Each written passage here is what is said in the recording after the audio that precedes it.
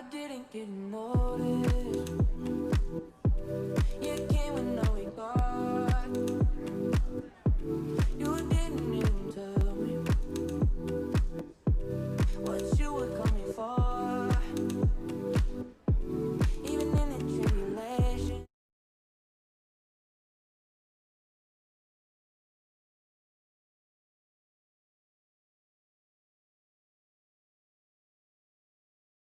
It's been around.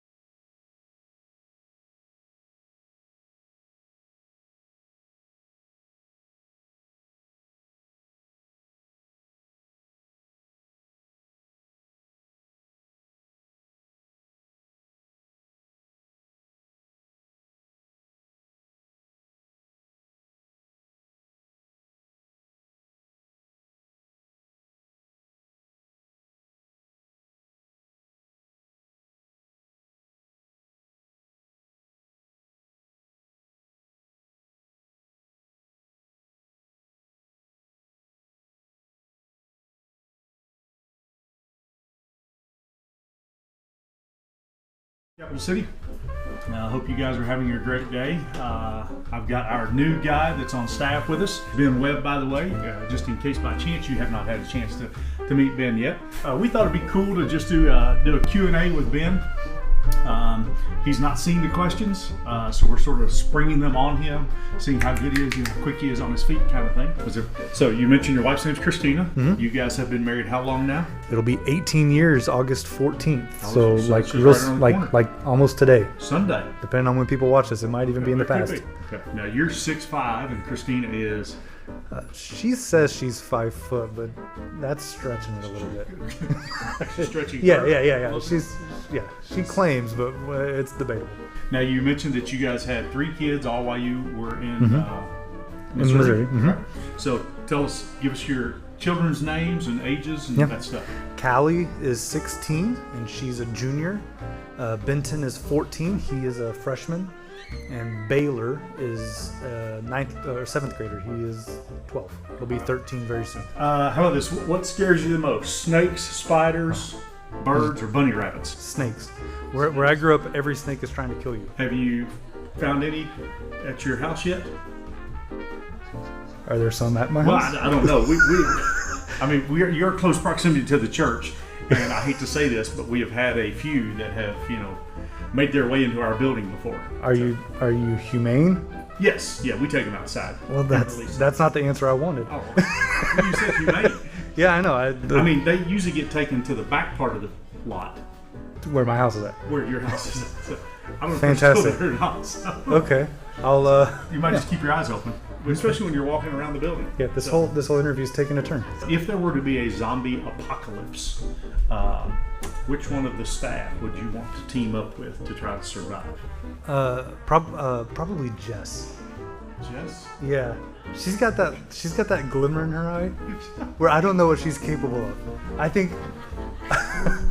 think that she could do some real damage in this world. That is And, definitely not an answer I was expecting. No, I think that could be fun. She would probably throw glitter at him. How do you know that's not effective? This is true. We have not seen that. You know what? I think that she's got a different side to her. Just hanging out with her. Like, I think she's all puppy dogs and snowflakes and just, everything's fine. And then I think that she could become actually that one who's just like stabby. Okay.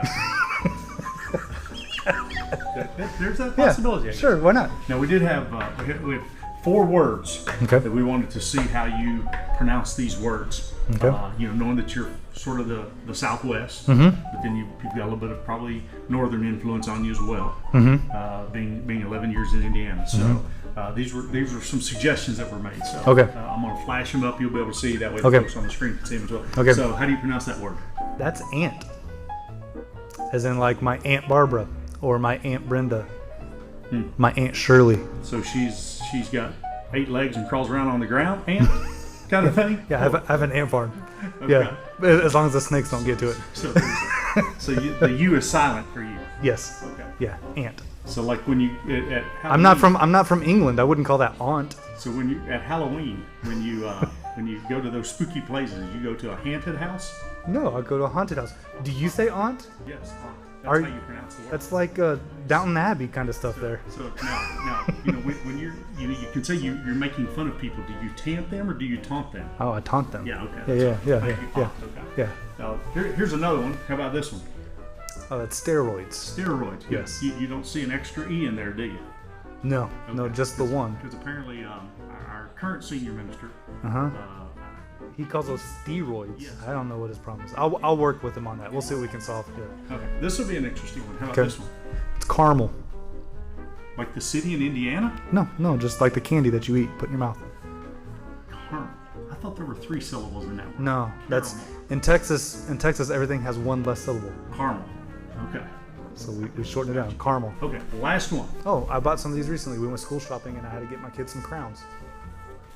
You had to get them what? Crowns. Like you wear on your head? No, like you color with your crowns. I know how it's Two spelled. words. I know it says crayons, Well, but then it's why do you crowns. call them crowns then? If it says crayons, why do you? It's what it always was for me. Crowns.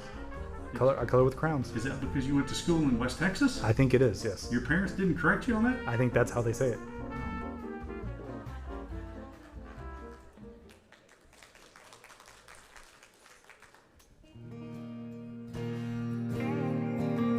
Hey, good morning, Cap City. Let's stand and worship.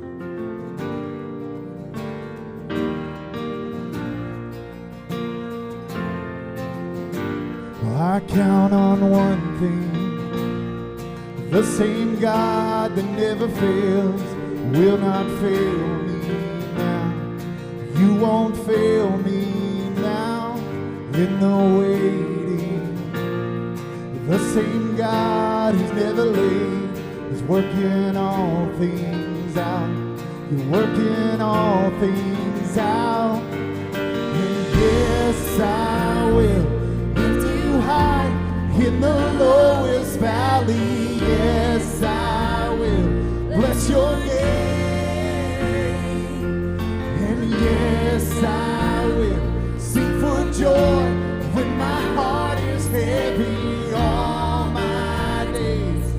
Oh yes, I will.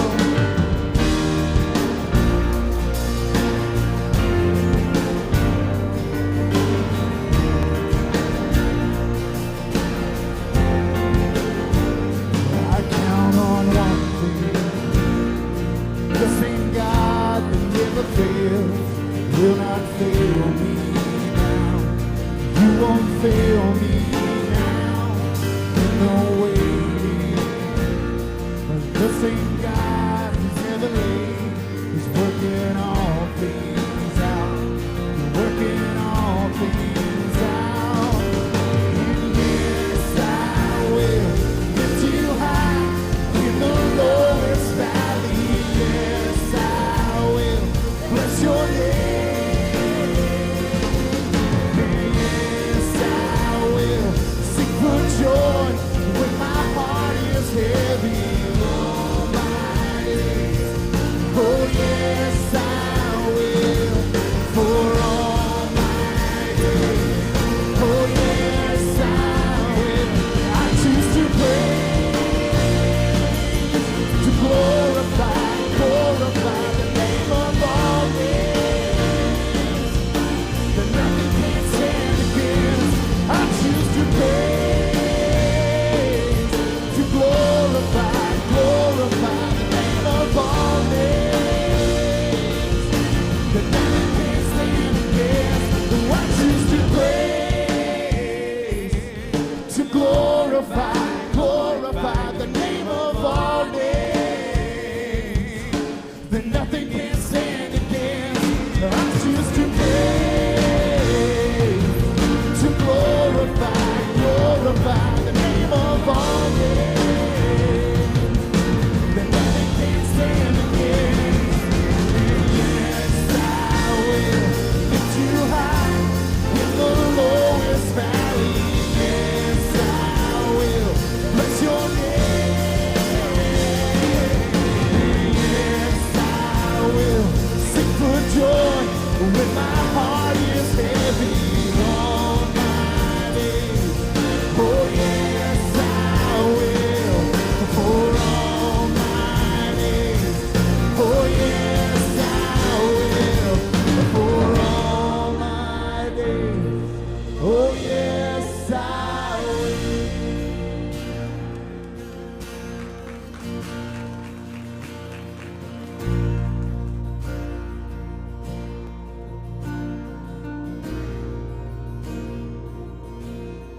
Christ is my firm foundation, the rock on which I stand when everything around me is shaking. I've never been more glad that I put my faith in Jesus. He's never let me down. He's faithful through generations. So I would leave and now he won't. He won't. I've still got joy in chaos. I've got peace that makes no sense. So I won't be going under.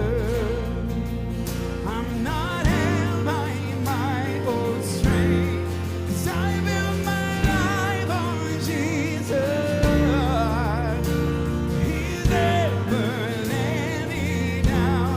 He's faithful in every season.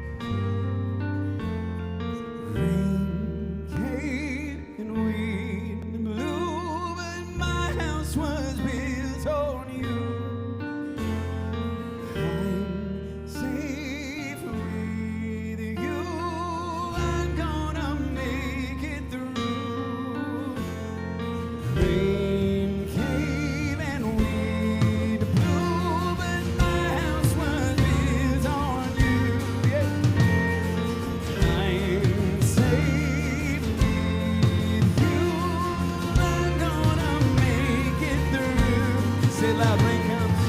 Rain, wind, and wind. Moving my hands working on you. I'm safe with you. I'm gonna make it through. Say it loud, I know. I'm gonna make it through. I said this song on you. Yeah, I'm gonna make it through. Believe it. My house is this on you. Christ is my friend. I'm gonna reach and stand when everything around me is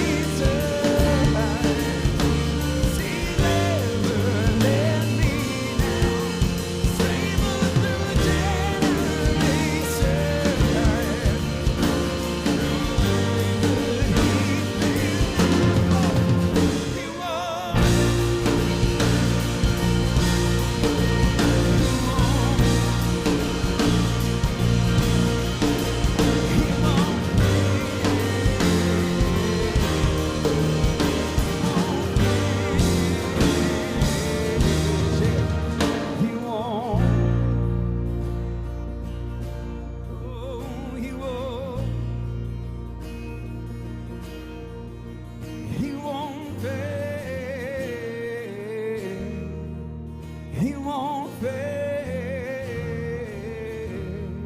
No, he won't.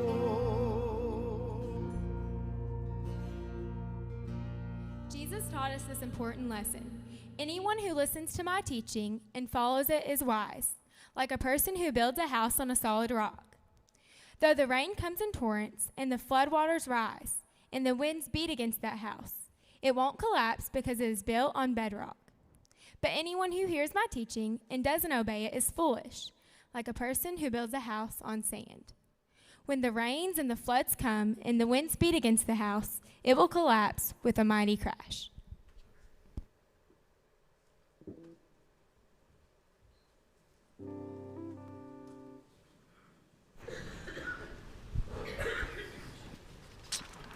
If you flip to the back of your Bible, there's a book called Revelation that's a little bit different. If you're not real familiar with it, it's a strange book. It's like post-apocalyptic. It's kind of sci-fi in nature. It's really strange. Lots of people are confused by it. In fact, it's probably the most debated book in the Bible to this day.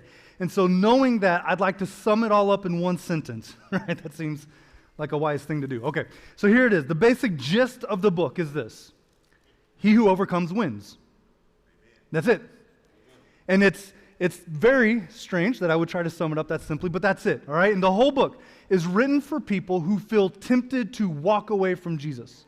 They feel tempted to kind of leave it behind and go on. There's pressures outside. There's pressures from within. They've accepted Jesus. They followed him, but the pressure's built too much, and the temptation for them is to walk away. And it all kind of crescendos in chapter 21, verse 7, where it says, he who overcomes wins. He who overcomes, he who doesn't fall back, he who doesn't give up, the ones who stay firm, the ones who stay present, the ones who don't back down, they win. And what they win is the blessing of Jesus. It's the promise of an inheritance that they would overcome all of this world, that they would have eternity with him. It's incredible. And then the next verse says, who doesn't overcome. Verse 7 is all positive. It's all really good. It's he who overcomes. Verse 8 gives us a list of who doesn't overcome. Now, before we look at the list, I want you to imagine in your mind, who is that? Who is it that doesn't overcome? Who is it that won't receive the inheritance of Jesus, right? And I want you to think through in your mind, who are those people? What are those kinds of things? What kind of things would you look at? Because there's a list, and we're going to look at it. But before we look at it, I want you to think through and try to come up with what your list would be. How would you categorize the people who are not overcomers? All right, you got a couple ideas going? All right, this is the list. It's Revelation 21, verse 8, and it starts with this. Now, the first one I have left is a blank because that's what we're going to talk about today. All right, so here's where we're going. But the rest of the list says the faithless, degenerates, murderers, sex peddlers and sorcerers, idolaters and all liars. For them, it's lake, fire, and brimstone, second death. It's really harsh, especially coming after verse 7. It's kind of strange, very contrasting, all right? And so we have faithless. This would be like the unbelieving. Degenerates, that's a fun word. If you were translated a different way, you might find the word vile. It means there's a stench, there's a putridness to their lives, that God doesn't even like the smell of their lives in his nostrils, right? Murderers and sex peddlers and sorcerers, that's fun. That feels like that comes out of left field, right? It's the people who just find a little bit too much enjoyment in celebrating the things of Satan, okay? And most of us, I think, as we look at that list, up to that word, we're probably feeling pretty comfortable about ourselves, all right? They're like probably not big issues that we're dealing with within this church. But then the next two, idolaters and liars, for me at least, seems to get a little bit more personal. It's something that I think probably is a little bit more real. Now here's the deal. You thought of some things. You had some ideas of who you thought might end up on that list. What's not included? What's the word that's missing? Was there overlap in your list and within this list? All right, like seriously, I want you to think. I don't want you to just consume what I'm saying. I want you to think.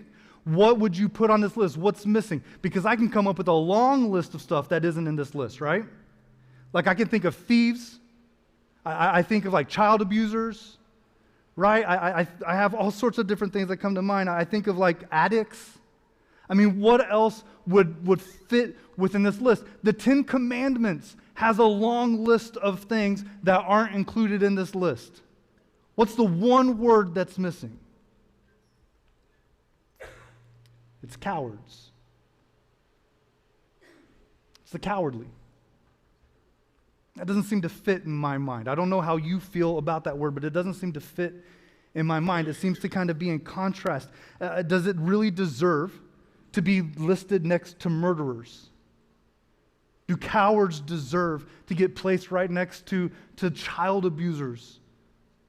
I mean, it feels to me like it doesn't fit. And really what we're going to see here is that when we're talking about cowardly, we're talking about this. It's the fear that is symptomatic of unbelief. That's what coward is. And it fits with that second word, faithless. It's that when you're being a coward that you're really unbelieving. That's the big issue. That's what we're going to unpack. And Revelation was written to people who were tempted to fall away, tempted to walk away, tempted to fall back. And they need to be encouraged. They need to know that there was danger in this. Pressures from within, pressures from with society. And God says that the cowardly are not overcomers, that they're losers, that they're not winners, but that they are losers, that it's categorically the same as murderers and idolaters and unbelieving. Now, in the early 90s to mid-90s, there was a fad that went around, a clothing fad. It was this brand of clothing called No Fear. How many of you guys remember this? All right? If you were anywhere near my age, okay, so we're saying early to mid-90s, and you were a boy between 8 and 14 years old, I guarantee you had one of these shirts. Guaranteed. Everyone I knew had one of these shirts. I had a shirt similar to this. I couldn't find a good image that would show up really well for you to see, but it was this kind of a deal. It was No Fear, and it would have this kind of a saying on there, and young boys would wear these around to make them look macho. All right? It made them look like they were cool, made them look like they were these little miniature warriors. The reality is that they were all cowards. Every single one of them. I know because I was one of them, right? They wore this. I played baseball for many years. I know that boys would rather watch a third strike without swinging than take a chance of swinging and missing, right? They're cowards, every single one of them. I know it. It's what it is. I lived with this. I remember in the cafeteria that there were boys who would walk on some sides of the cafeteria, but not both sides. Because on the other side of the cafeteria, that's maybe where that one girl was that they thought was kind of cute, but they didn't have the guts to be too close to her where she might actually talk to them, right? Or maybe it was that kid that was going to bully them or push them around, and so they were scared they weren't going to go over there. Even as a small kid, I remember seeing this and recognizing the irony and the hypocrisy of these shirts. All of us walking around wearing them like we were. It was embarrassing, wasn't it? And I was probably the worst of all. I had guts on the baseball field, but I didn't have enough guts to walk down the dark hallway to get to my bedroom at night. That wasn't a joke. That was confession. Right? Like, that's real, okay? That's who I was. And look, we can sit here and we can talk about fear. We can talk about snakes and spiders. We can talk about roller coasters, all right? All the things that we're scared of. I'll tell you that this week I am scared of Alabama. They're coming. Alabama's taking a trip to Austin, Texas next week. It's going to be a bloodbath. It's going to be so, I don't know if I even want to watch it. I'm scared, all right? And Texas wants to join the SEC. It's dumb. It's a bad idea. All right, like it's just not good. I'm scared. But big deal, right? Fear can be something more than that too. And you know that I don't know anyone who isn't scared of losing a friend. I don't know anyone who isn't scared of that. I don't know anyone who is fearful of being rejected. Everyone I know has a fear of rejection. Everybody I know is terrified of being hated. This whole fear thing, it's real. I don't know anyone who isn't scared of the future. And that might be your kids. It might be this country. It might be your retirement and this economy. But I don't know anyone who isn't scared of it. Right? This whole fear thing, it's big. And this isn't a standalone sermon about courage or fear. This fits directly into the middle of what we're talking about in this series called Being the Bad Guys. If you recall, a couple weeks ago, Doc laid out rival strategies. That as Christians find themselves more and more the bad guys in this culture, that they're going to find, things coming up against them, that there's ways that we respond. That there's ways that we just naturally are inclined to respond. And one of those was that we fight. You remember him talking about this? Remember this? That sometimes we fight, sometimes we push back. We think in our minds that if we just have the right arguments, if somehow we could just win people's minds, that it eventually would lead their hearts. And so we fight, we engage in battles thinking that we can overcome and that we can win. And that sometimes we don't fight, but sometimes we flight. Sometimes we run, sometimes we hide, and we create these little communities where we go off and we just kind of just rally around each other, and we work to preserve Christianity, but we go and we hide. It's oftentimes what churches do on Sunday mornings. They come into a building and they hide from the rest of the world. And then sometimes we compromise. Sometimes in order to have peace, we change the things that we believe, or we compromise our own convictions just so that we can get along with people and live at peace. You know that every single one of those is a response of fear? We didn't necessarily use that language too much a couple weeks ago when Doc introduced all that, but every single one of those responses is a response of fear. Fear causes us to fight. We have this idea that we can just control what's in front of us, that if we just grab tighter and we try harder, that we can force our present into what we want it to be, and that we can affect the future. That's fear. That's guiding and directing our actions. It's the same with flight, this fear that we're going to be overrun, and so we go and we hide. Same with compromise. We're afraid of being hated or rejected or losing a friend, and so we compromise what it is we believe so that we can live at peace with people. And then Doc gave us a fourth option. He said that there's a fourth option. It comes from Jesus, and he says that you can be salt and light. That you can live lightly was one of the phrases we used, but that you could live as salt and light. And then last week, Doc laid out what that looks like practically. It's love. It's a different strategy. It's unique. It's not one maybe that you would have expected, but it calls us to love, and love requires great courage. And that's why we're going to talk about it today. In John chapter 13, if you recall last week, Doc talked about this phrase from verse 35 where Jesus says to love one another. You remember that? You should remember it if you're here. If you weren't, go back and watch it. But if you're here, you should remember it because we kept looking at it.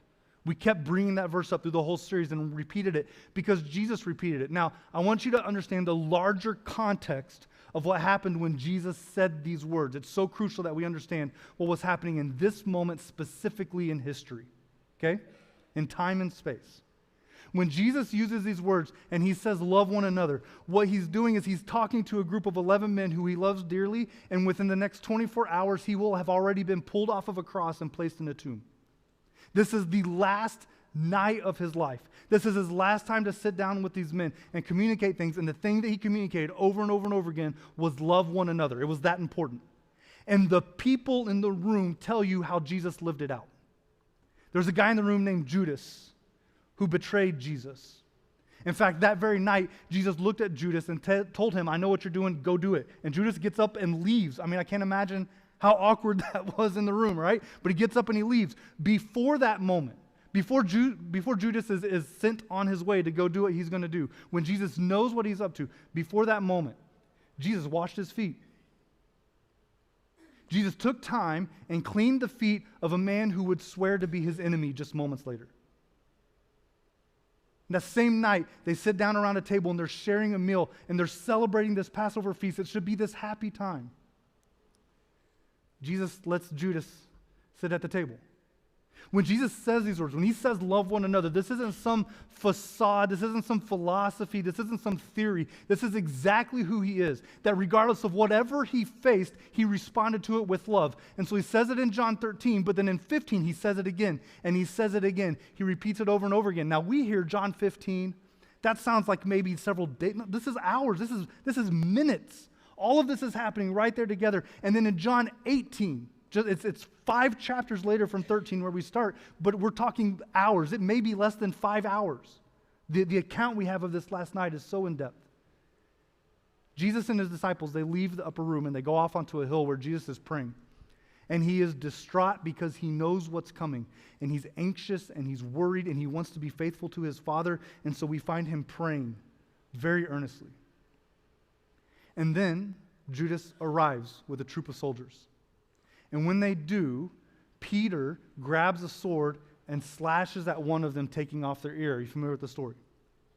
And I want you to see what's happened here, okay? Peter was caught off guard. He was surprised.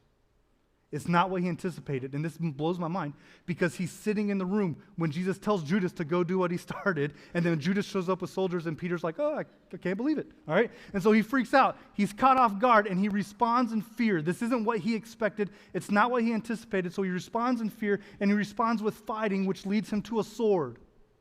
And by the end of the story, Jesus has reprimanded Peter in front of everybody. He's taken the ear, he's healed the man, and then hands himself over to be arrested and go into jail where eventually he would be murdered.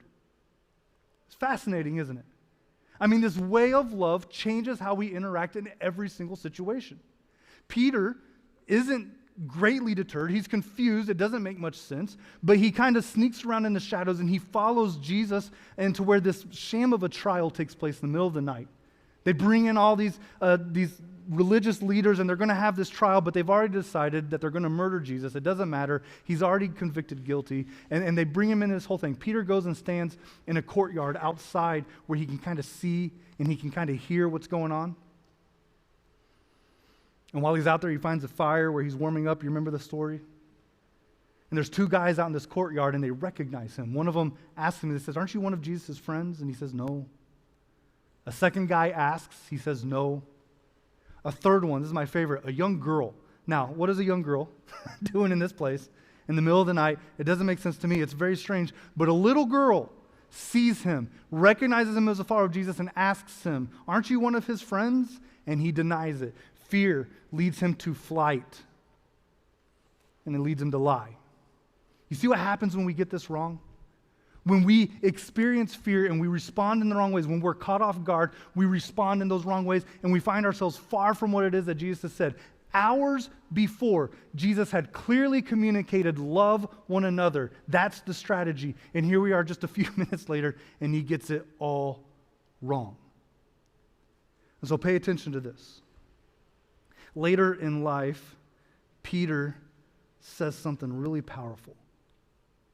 Later in life, Peter catches this vision and he's grown, he's changed. He's a different man, he's matured, he's in a completely different place in life. He's now leading the church and he looks back on this time and he writes to Christians and he gives them some words of encouragement. And he starts with this, dear friends, do not be surprised at the painful trial you're suffering as though something strange were happening to you.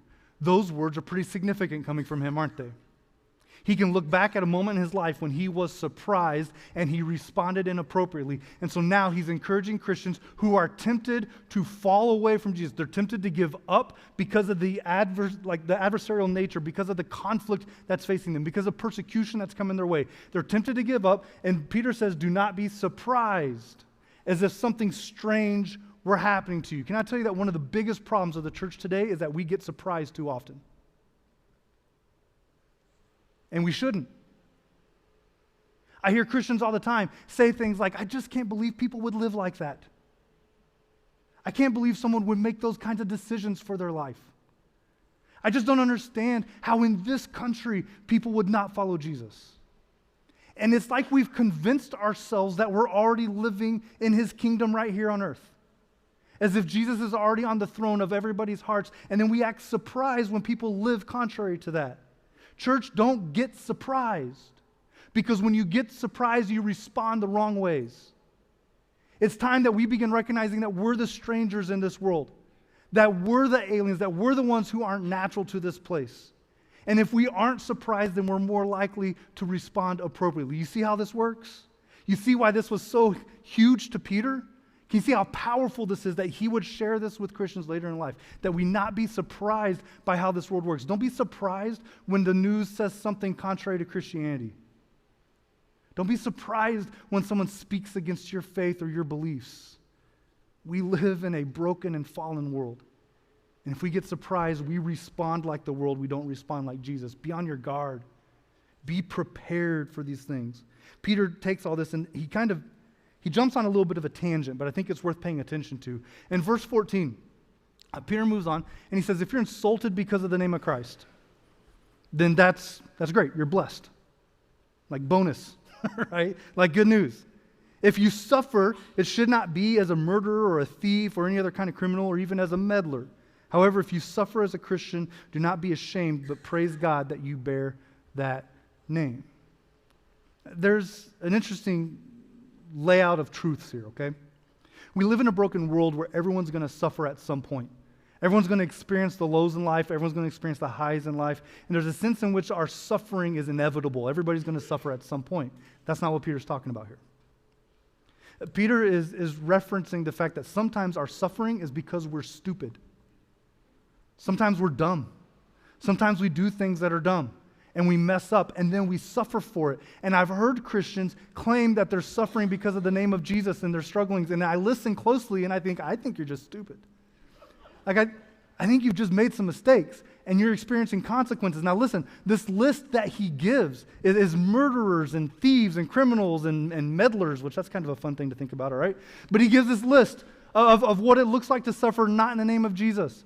I've heard people tell stories of broken relationships with their kids, broken relationships with friends, a tone that they receive in the workplace, and they blame it on their Christianity. They blame it, they claim to be persecuted and that they're suffering because of their faith.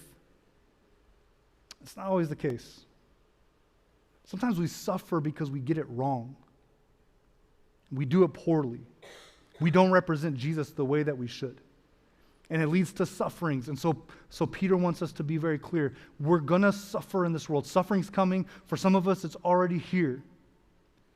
But make sure that when you're suffering because of how close you are to Jesus. Jesus suffered. He was executed.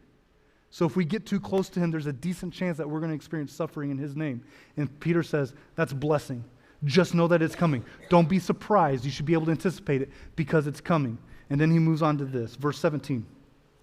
He says, it is time for judgment to begin with the family of God. That feels ominous. And he says, and if it begins with us, what will be the outcome for those who do not obey the gospel of God?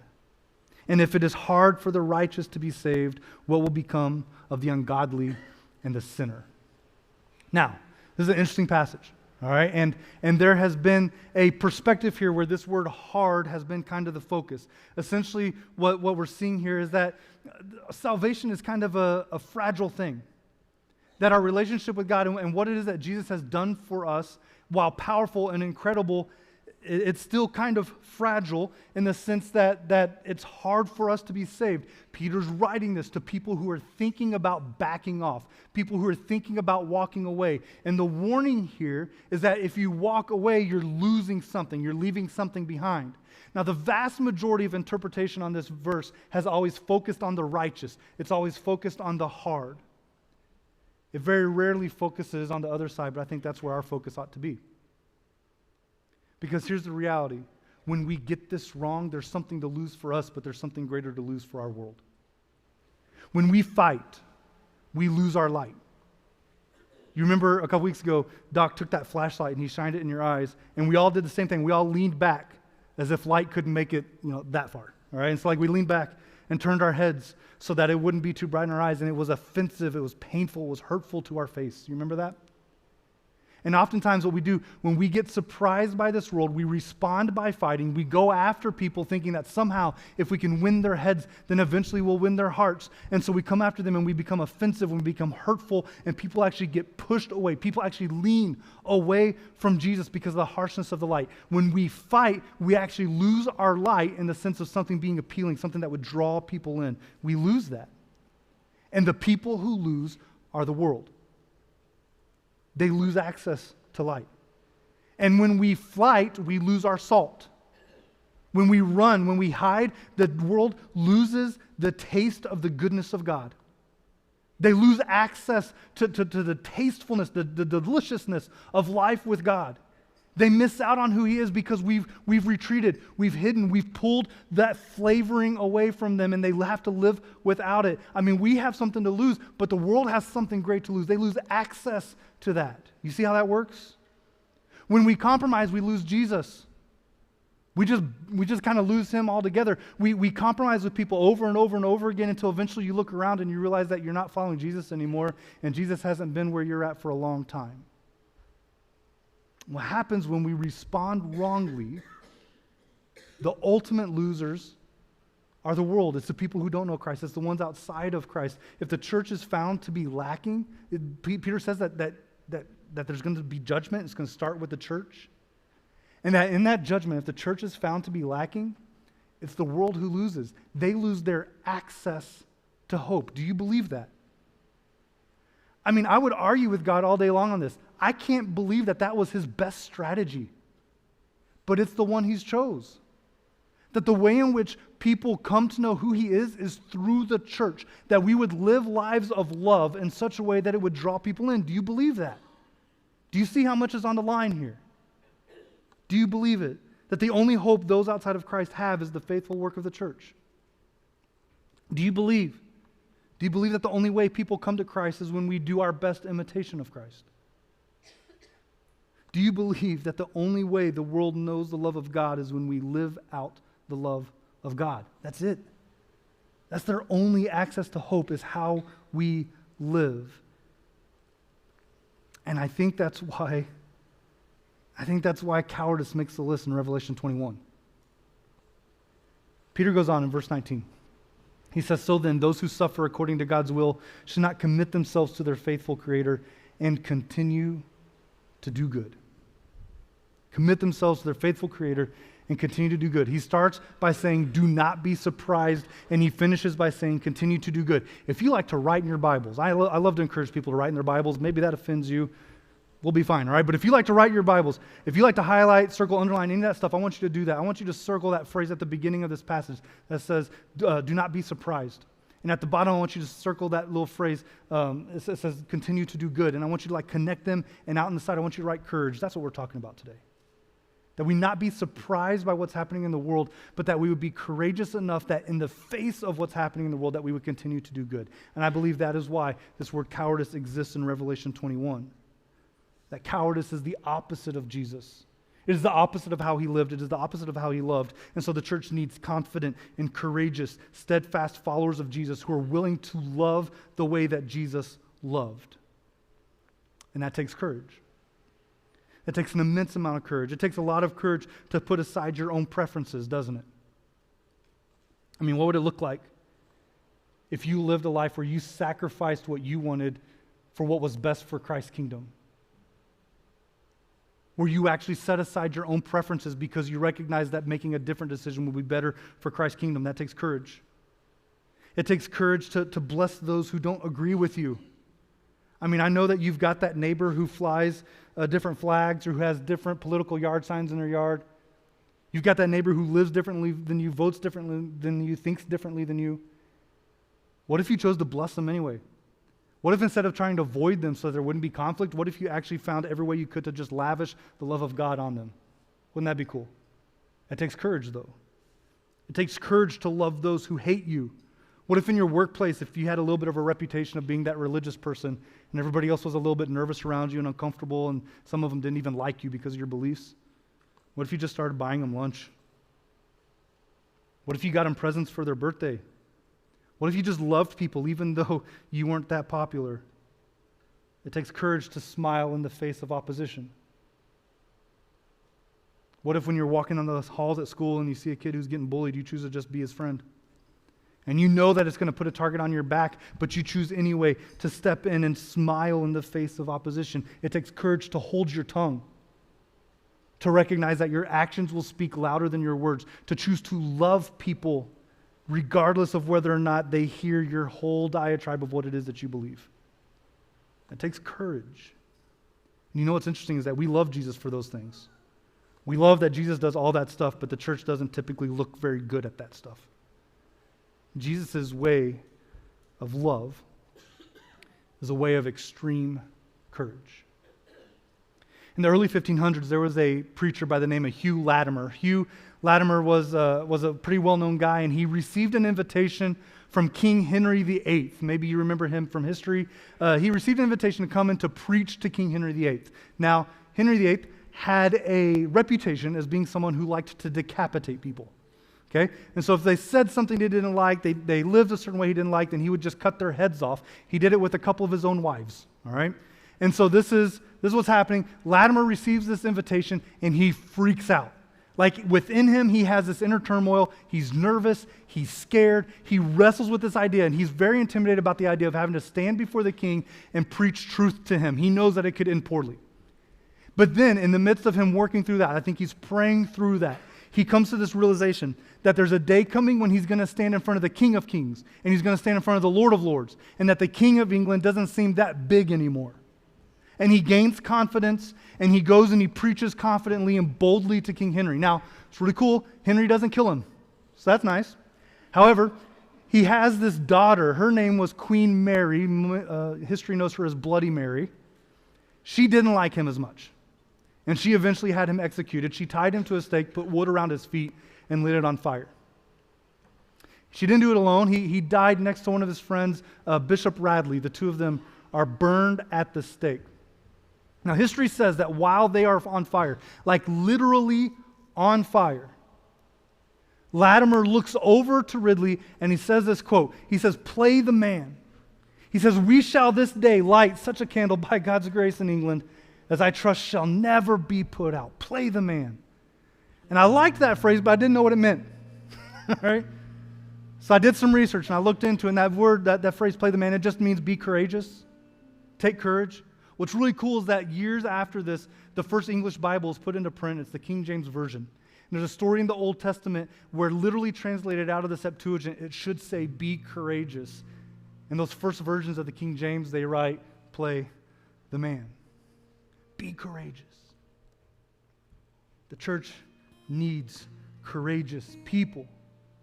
People who are willing to fear God more than the flames. People who are willing to step forward, that they would fear God more than their reputation. That we would be done with faint-hearted, tepid leadership. But that we would recognize that the greatest courage we could possibly have is to look into the face of people who hate our guts and love them anyway. That's Jesus. And that's who we're called to follow. And that's what we're supposed to be. Courage isn't the absence of fear, it's the pressing forward in the face of fear. Maybe you've heard that one before. Ours is the day to play the man. It's time for this church to play the man and to be courageous.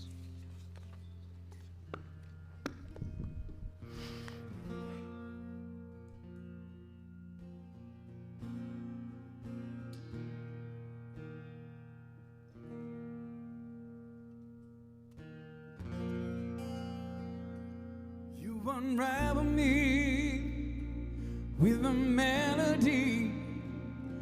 You surround me with a song of deliverance from my enemies till all my fears are gone.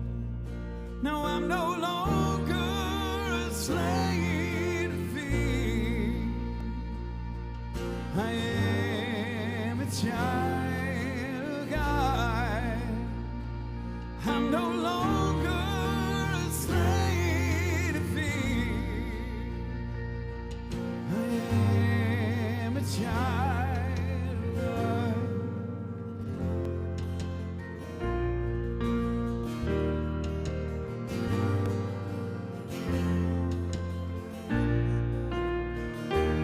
From my mother's womb, you have chosen me. Your love has called my name. I've been born again to your family. Your blood flows through my veins. Now I'm no longer a slave to fear. I am a child of God. Say it. Now I'm no longer a slave to fear. I am a child of God. No, no longer a slave to fear. I am a child of God. No longer a slave to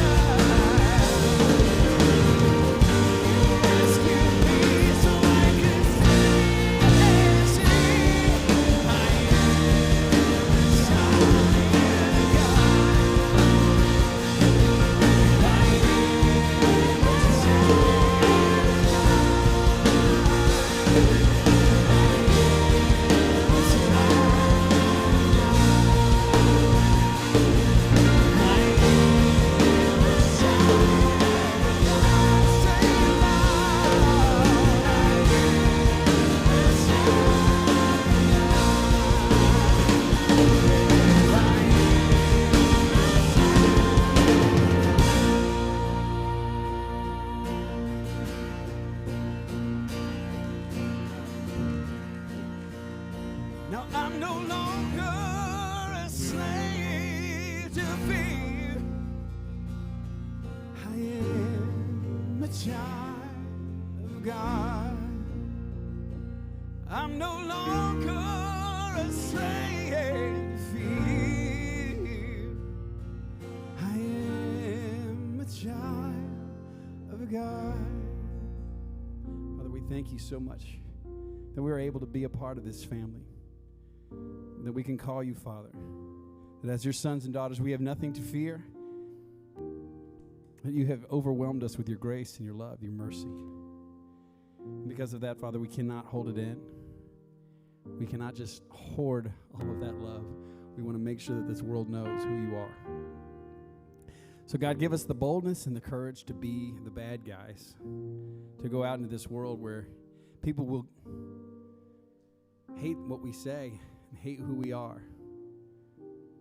But they can't deny that we are yours, and they cannot deny that we love you and that we love each other and that we love them. Teach us how to do that in every circumstance, Father, when our first inclination, our human inclination is to fight back, to be angry, to be ungodly, to be unlike Christ. Make it change. Make a change within my heart. Make a change in our hearts so that this world can be saved by what they see in us, so they can see Jesus Christ. It's in his name we pray. Amen. You guys have a seat for a second, okay? And we're about to go around this room. There's a variety of stations where we're going to be able to take our communion together. If this is kind of a new to you and you don't know what that's about, no big deal. We'll love to talk to you more about it later on. But this is a chance for us as a body to remember what it was that Jesus Christ has done for us. So in a few moments, when we go back around to the tables, you're going to see some bread and some juice. And these are elements for us to help remember what Jesus Christ has done when he was walking this earth and when he died. His body was sacrificed and his blood was given up so that we didn't have to have the punishment that we deserved. It's very hard to understand unless you really get into what it is that Jesus has done and why he did what he did. But we'd love to be able to talk to you more about the sacrifice. And suffice it to say, it just comes down to he loved us so much that he took what we couldn't do and he gave us a hope and he gave us a family, and so that we can be called the children of God, which is what we just sang about and what we just talked about. There's no need for fear any longer. So in a few moments, maybe right now, I guess. In a few moments, we'll get a chance to go around to the tables, and when you do that, you'll be able to take the bread and juice. If this is your home and you want to give an offering at that point, there's black boxes that actually say offering, so you shouldn't have to guess about that. Beyond that, if you have a couple extra dollars that you'd like to give, there's a generous bucket, and we want you to be generous. We give these things in our hearts. We know that we come with an offering, but maybe something has hit you today that you say, I need to give something more, and that's what those white buckets are for. So if you go ahead and stand right now, let's go to the tables and remember the sacrifice of Jesus Christ.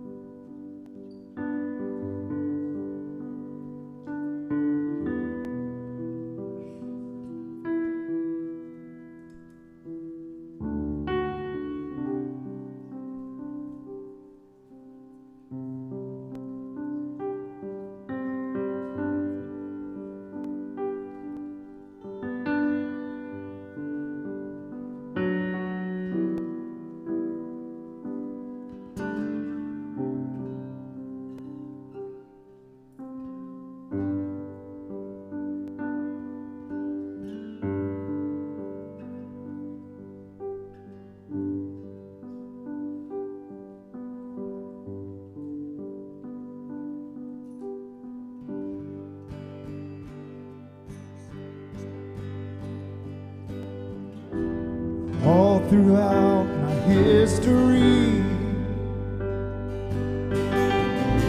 Your faithfulness has walked beside me. The winter storms wait for spring. Every season from where I'm standing, I see the evidence of your goodness all over my life, all over my life. I see the promises fulfillment all over my life, all over my life. Help me remember when I'm weak. Feeling come through me. Lead my heart to victory. You are my strength, and you always will be. I see the evidence of your goodness all over my life, all over my life. I see the promises fulfillment all over my life, all over my life. I see the cross, the empty grave, the evidence is endless. All my sins rolled away because of you, oh Jesus. I see the cross, the empty grave, the evidence is endless. All my sins rolled away because of you, oh Jesus.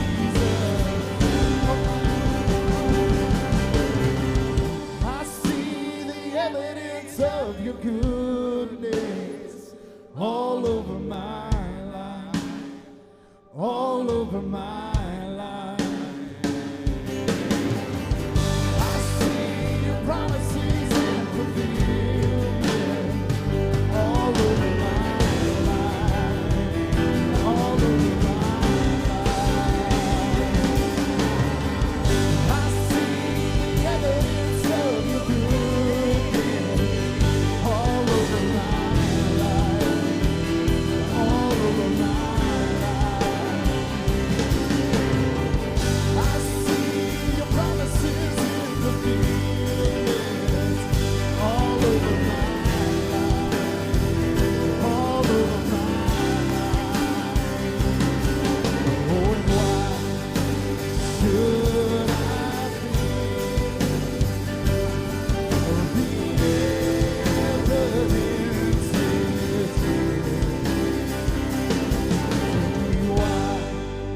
should I fear?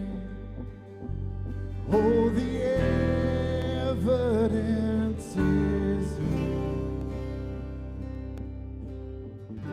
For just a moment. I hope that today's been a great day of worship for you. My name is John Sutphin. I'm one of the ministers here. We're just glad that you took time to come and join us for worship. A few things before we let you get out of here. This morning we continue in this series, Being the Bad Guys, over the next few weeks, and so I hope that you'll come back and continue to be a part of that. If maybe this is your first time with us, you can go jump on our website, capcity.info, and you'll be able to go back and watch some of the previous services that we've had about this and maybe try to get yourself caught up. A couple of things that I do want to make you aware of. This morning, as soon as this service is over, we have what we call our Getting Started opportunity for you. Doc will be out in the connections room. When you go out in the lobby here, just veer to your left. The connections room is over there on the left. And this is for those who, like I said, maybe this is your first time here. You want to know about maybe getting started in a life with Jesus Christ, maybe getting started here at Capital City. What does that look like? How to get involved? More along those lines. And so Doc will be over there. I think Ben Jeffries, our student minister, will be in there as well. We'd love to talk to you and just maybe answer some questions for you. 5-10 minutes, whatever amount of time you want to give us, whatever question you got, we'll try to answer those for you. So again, I would love for you to stick around and join us for that. Also, next Sunday, following both of our services, or excuse me, during the worship services at 9:30 and 11, we're going to have what we're calling our life group connection. Life groups are a huge part of our ministry here at Capital City. We believe it's really important that we as church family get involved in smaller groups that we call life groups, try to find people that are similar life scenarios that are going on like you have. And so next week, this is an opportunity. If you're new, maybe you've want to be a part of a life group but have not had that opportunity yet, we invite you to come and be a part of that next Sunday morning, 9:30, and then also at 11 o'clock. And again, it's going to be in the Connections room. Again, right out here in the lobby. Vern Huber, our Connections minister, will be leading that. And so we'd love for you to come be a part of that. Maybe if you've already got something on your calendar, you can't be here next Sunday, send Vern a note and he'll follow up with you and get you connected into that as well. Well, all throughout the course of this year, 2022, we've been emphasizing these nudges that we're trying to do each month. And each month we're trying to provide you an opportunity to nudge somebody just a little bit closer to Christ. And our goal is that by the end of the year, we will have made 12,000 nudges. So if you figure that up, if you take 12,000 divided by 12, that means we got to try to do 1,000 a month, okay? And we try to provide you an opportunity, some way to do that each month. Now, this morning in the chair that maybe you're sitting on or maybe sitting there beside you was a card, okay? And there's this great little book called The Art of Neighboring. And I highly encourage you to take a peek at it, but I'm going to sort of walk you through it real quick this morning. Okay, so if you take that card, and maybe there's a pencil there in front of you or a pen, if you got one, want to pull it out. You just imagine your house is the one that's right there in the center of that card, okay? Well, there it is, in the center of that card. Now, you've got the houses around it are the houses that are around your house and maybe the neighborhood that you live in, okay?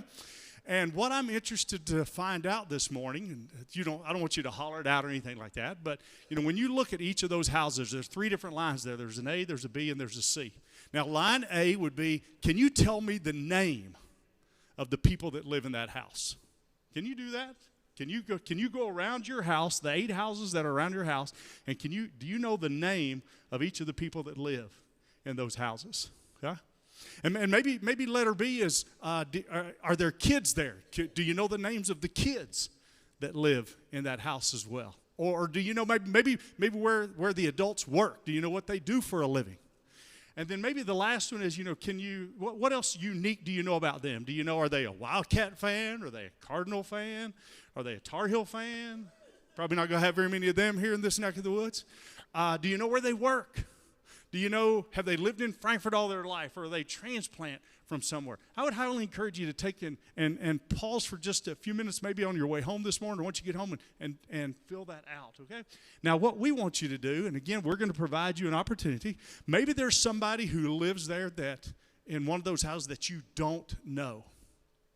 Years ago, when we had neighbors move in, what would we do? We would bake some cookies or bake a cake or bake a pie. People are a little weird about that now, getting food from somebody they don't know, aren't they? Especially if it's a homemade. Doesn't bother me. You can bring me all the homemade food you want. So, even though we're not neighbors, you want to bring it next Sunday, you bring it, I'll eat it. Doesn't bother me at all. But I know some people are a little concerned about that. So what we've got for you out in the lobby this morning are a package of Oreo cookies. Who doesn't love Oreos, right? Huh? And so there's a little label on them, okay? Now, we're going to ask you to grab one of those packages of Oreos, maybe 2 or 3, because you don't know very many people around you, and ask you to take and deliver that to them. And give them a package of Oreo cookies, and you find out a little bit about them. Maybe an opportunity for you to be courageous this week as we step out and share. Now, parents, grandparents, please don't let your kids eat them, okay? I'm sure there's going to be a lot of kids that are going to go out there this morning. They're going to see that, and they're going to grab Oreo cookies. But if they do that, you remind them what they've got to do with it, okay? So let's get out. Let's be a neighbor. Let's do what God has called us to do, to be salt and light and share his word with those we know, okay? You guys have a great week. We'll look forward to seeing you next Sunday.